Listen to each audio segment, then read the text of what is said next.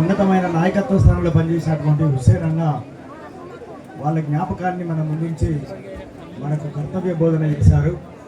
నేను మరొకరిని పిలిచి మాట్లాడే ముందు ఒక విషయం మీతో పంచుకుంటా. అక్కడ స్టేజ్ మీద సంస్మరణ సభ అనేటువంటి ఒక పదం కింద ఒక రెండు లైన్ల పదాలు ఉన్నాయి.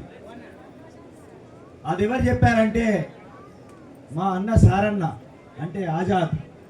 మాకు ఉద్యమంలో ఉన్ననాడు తమ్మి, ఉద్యమంలో మనం కొనసాగుతున్నాం, కష్ట నష్టాలు ఎదుర్కొని నిలబడాలి, ఎంతటి త్యాగాలకైనా ముందుకు పోవాలి, ఒకవేళ మనం బ్రతుకుంటే ఏం చేయాలి, మనం చనిపోతే కూడా ఏం కావాలి అని చెప్తూ మాకు రాసిన ఉత్తరంలోని మాటల్ని మీ ముందుంచిన నేను ఇక్కడ.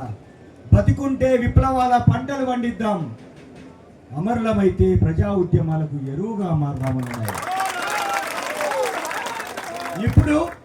ఇప్పుడు మనం అందరం గదే పని చేయాలి. వాళ్ళు అమరులైనని అయిపోయిందని అనుకోవడానికి లేదు.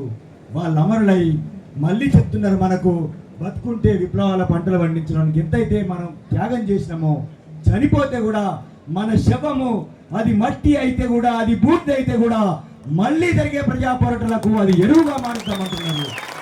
ఆ పోరాట త్యాగాన్ని మనం మళ్ళీ ఎత్తుకొని, ఆ బాధ్యతను ఎత్తుకొని ఎన్ని రూపాల్లో అయినా మన పోరాటాన్ని కొనసాగిస్తూ ముందుకే పోదామని మీ అందరికీ తెలియజేస్తున్నా. మిత్రులారా, ఇప్పుడు మిత్రుడు బెండం రాజన్న ఈ మధ్య చాలా పాటలు రాస్తున్నాడు. ఆపరేషన్ కగారు వ్యతిరేకంగా కూడా పాట ఆయన కంపోజ్ చేయించిండు. అట్లాగే ఆనంద్ అన్న కటకం సురేశన్న మీద కూడా పాట చేయించిండు. నాతో కూడా ఒక పాట రాయించిండు.